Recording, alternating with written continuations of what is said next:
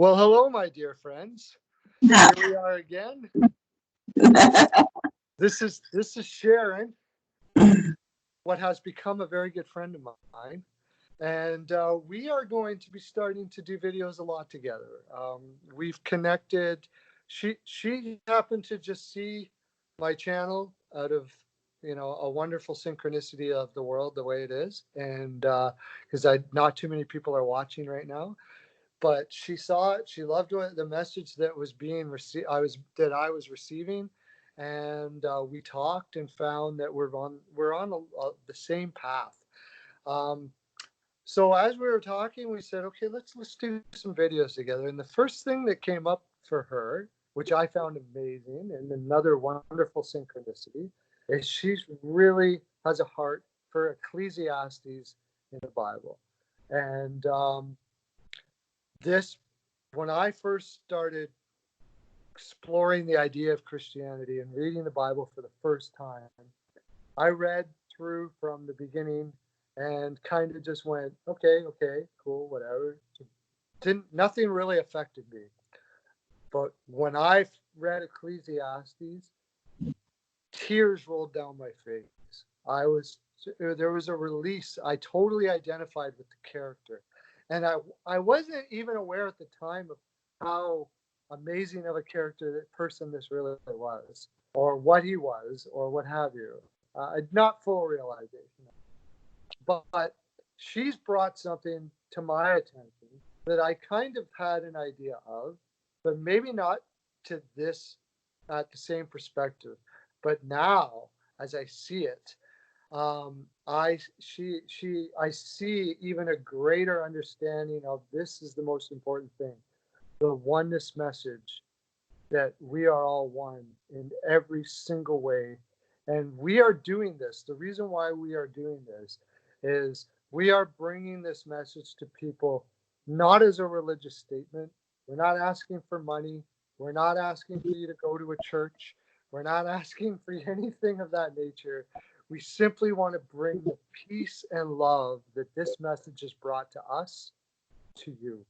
And the more I believe, I believe when people understand this message, it will release anxieties, fears, angers, vengeances, mend relationships, um, in just about anything that harms us and causes strife or difficulties or pains in us seem to just kind of melt away in this message. I want that for everybody because it's a beautiful thing.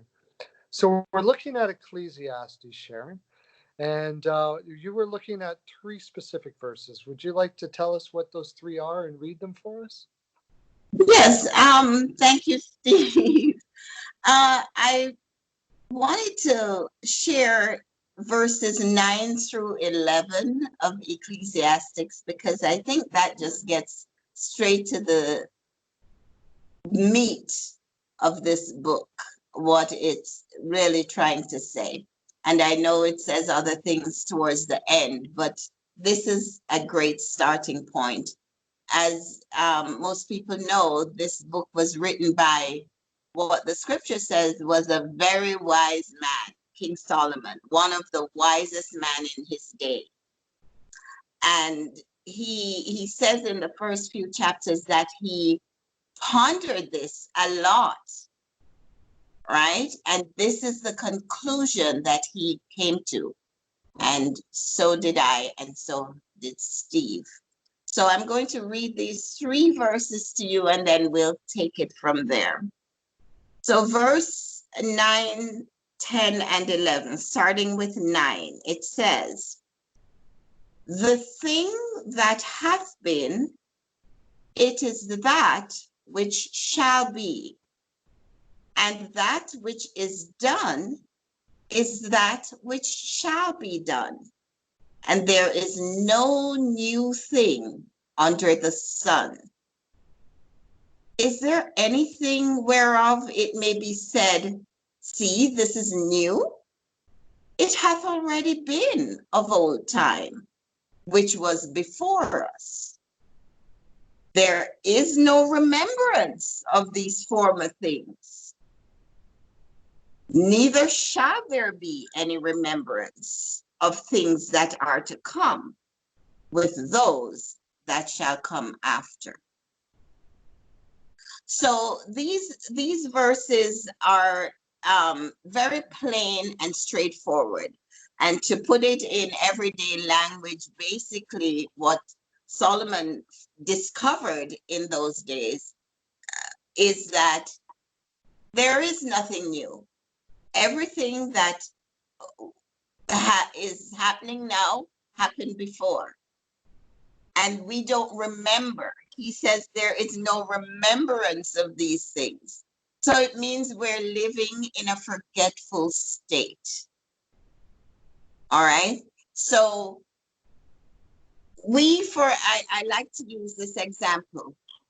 We don't remember that we can live underwater, but we did. We know we did because we were in our mother's womb in a sack of water. And we breathed or we lived there for 9 months as we know it. But we came out and we were somehow indoctrinated that we will drown, you know? And so we got scared and fear came in and now we can't live underwater. But we have that as a memory. We have forgotten, just like King Solomon says. So with that as a starting point, hopefully we can backtrack from there and figure out who it is that has forgotten who he is. We don't remember what we don't remember, right? And what if, like Steve said, we are the one and only one? You know, what if we are that being who fell into forgetfulness? Yes. What if we were what if we are already one? We just have forgotten that we are. Exactly. Yes. And we can't say anything for certain because we're forgetful. All right. So that means we need to leave ourselves open to these possibilities and turn them over in our minds and see what makes sense. Right. For Steve and I, we have done this. We have reasoned this through and we have come to the realization that we are the one. Okay, Yes. now there are a lot of nuances in between, and we're going to go over all of this as as we do future episodes. But I think this is the best starting point for our video series. You know, the understanding that we are the one, and our goal, like Steve said, is to share with you the peace that has come into our life because of this realization. My life is completely changed. I was the most fearful person that I know. I lived in fear of everything. And I'm not saying I'm perfect now. I'm just saying it has helped me tremendously. And I want to share that with others. And so does Steve. And this is why we have connected and decided to do this series together. So, Steve, I'll turn it back over to you. And do you have anything to add to that? Well, again, I'll go back to the fact that, okay, I identified so much with this character in the place and time that I was at. And that grew with the understanding, as you said. I mean, when he goes on to say many things like, what is wisdom even? Even though he was the wisest, where does it get you? It gets you nowhere. Yeah, if to be the wisest means you have knowledge that nobody understands. So what does it matter? It has no purpose. Um, what he talks about things, and I at the time when I first read this, I didn't know that he was the wealthiest person ever at that time. I mean, he was at least the Bill Gates of this generation. In fact, it shows possibly that it could even be greater than that.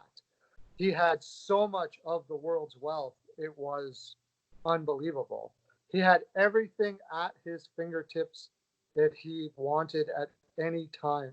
And he said, it's all meaningless. It's all meaningless. And I identified this because I had always believed in my life that everything was meaningless. People really thought I was crazy because I didn't see the point to all of it. I didn't see the point to acquiring things. So I didn't. I was, you know, I was a workaholic mostly to fill my days than to actually and to try to acquire things sort of like what Solomon did, hoping that my mind was wrong, but it wasn't. It never filled me up. It gave me small little uh, satisfactions or what have you, or experiences and sensations. But through it all, I was always empty. And I seem to always have this understanding that really what was the point of all of this. So now, to I went through Christianity. I didn't find it there necessarily through the message of what most of Christianity is giving now. And then I came to this understanding through a fellow, Santo Calarco, and a few other people, of universal salvation, which basically says that all takes the Christian paradigm or belief system and removes this idea that some will go to hell and some will this, and says that we are all one and eventually all will believe it. And that changed my life, just that little bit. And in Ecclesiastes, I see a man struggling with that. And here he is, the wisest man in the world, struggling with this concept that we are already one, that the point is what is right now, here, where we are. This is it. And it is beautiful when we realize that we don't need to win. As he said, I won. I won. I won the world. Solomon won the world. He had everything. I won. And it was all meaningless. So we're not winning. Nobody's winning. Nobody's losing. Nobody's better. Nobody's greater. Nobody's anything. We are all one. And that is what's the greatness, the greatest, the great, the winner, the everything, is that we are all completely one. And yes, okay, we say that has removed or alleviated anxieties. Wow. Anxious, like you said, you were the most anxious. Well, I hope you weren't more anxious than me, because God, I couldn't imagine. I lived in a state of anxiety that left me completely numb. I wasn't my only resolution for the anxiety was to numb myself completely. So I personally went to alcohol for that, and other people went other directions. But this understanding now, I realize that nobody, like Jesus said, this is a great thing that we'd love to talk about Jesus. And you mentioned before that Solomon is Jesus. We're Jesus. You're Jesus. We are all Jesus, because we are all one. We are all each other. We are all the one. And Jesus said, forgive them, Lord. They know not what they do. So all of the things I was angry at knew not what they were doing, including me when I didn't know this. So I can forgive myself, because Yeah. I knew not what I was doing. I didn't know. I didn't know. I was coming to know. Or you said I'd forgotten, is a great way to put it. I was coming to the re-understanding of what I'd forgotten. And this is something new to me that you brought up. The forgetting in this Ecclesiastes thing. Because I always believed we were all one, but I couldn't really piece together why we left.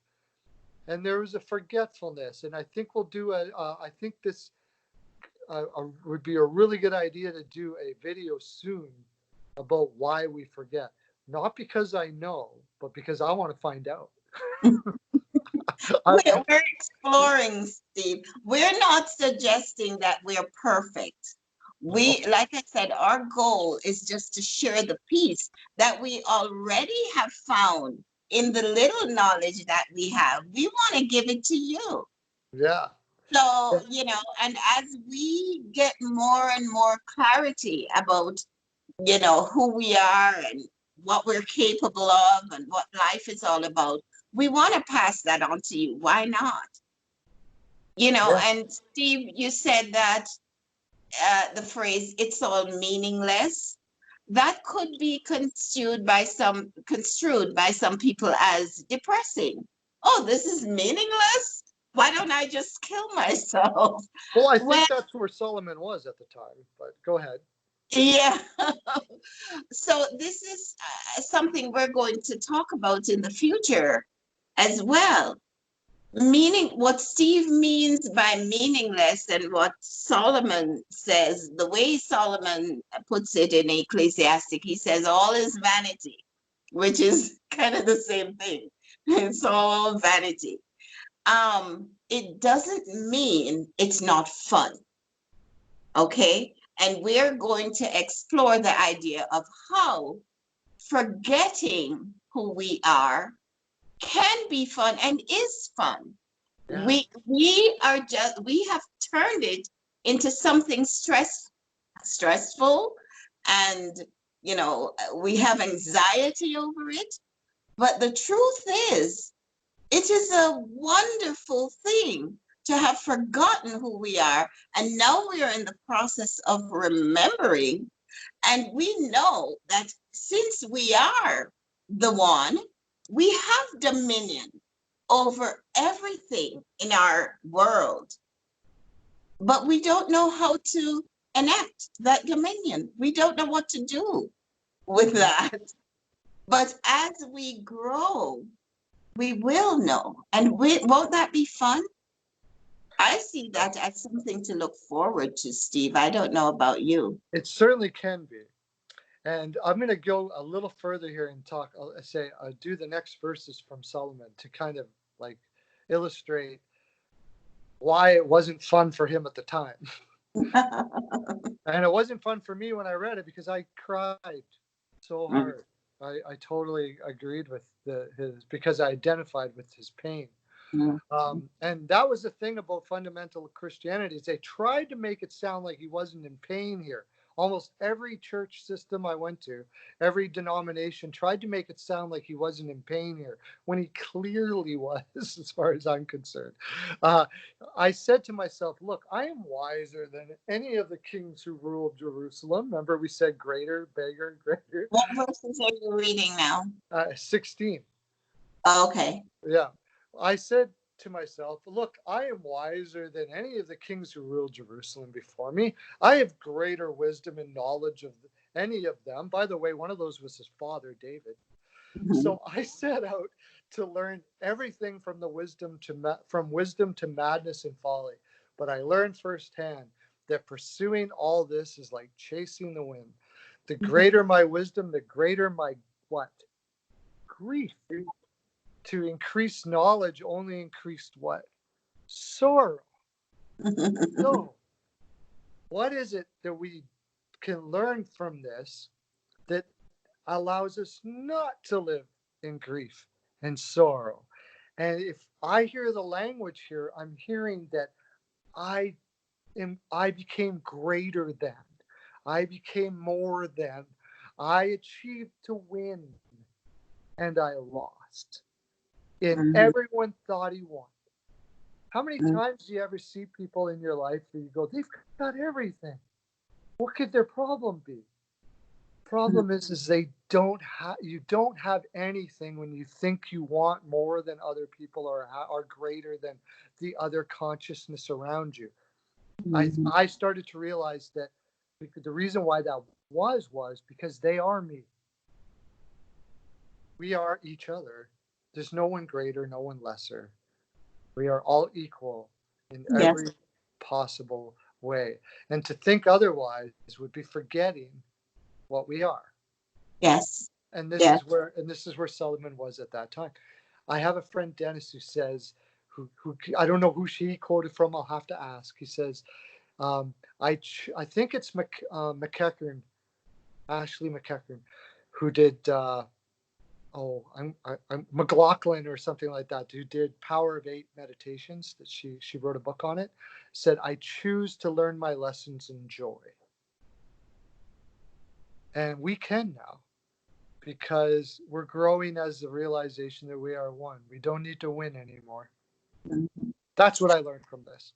Steve, just to, you said you related to Solomon in Yeah. his, in his, what do you call it? In his, Grief. like you said, he was grieving. He when he came to this knowledge, he became sad.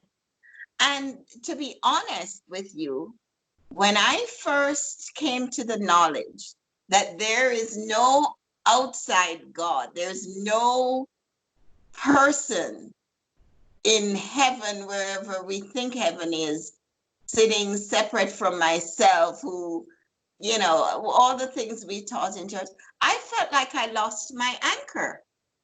You Yeah. know, I was shaky. I didn't have anything to stand on. Yeah. Until I learned to eventually, and it took a while to accept that, and then to come to the realization that it's not a bad thing. So yes, it will take, for those who are just hearing this message, that you are the one who has forgotten who you are. It can be a little bit disorienting, and you will probably go through that. uh is that what they call dark night of the soul, where you feel, you've lost your Identity. yeah, like, where you mean there is no God? Where as I thought about God, well, there is. It's, you just have to think about it in a different way.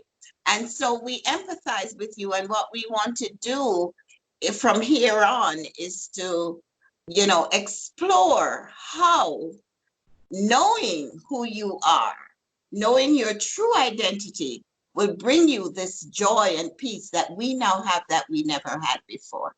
Yeah, that's right. That's exactly. I think we can start ending this here, because there's not much more to say than that. That's really what this has brought to me. No more fear, no more anxiety, no more stress, no more. I mean, yeah, sure. Do I have some sadness? Of course, because, but it's a different type of sadness now.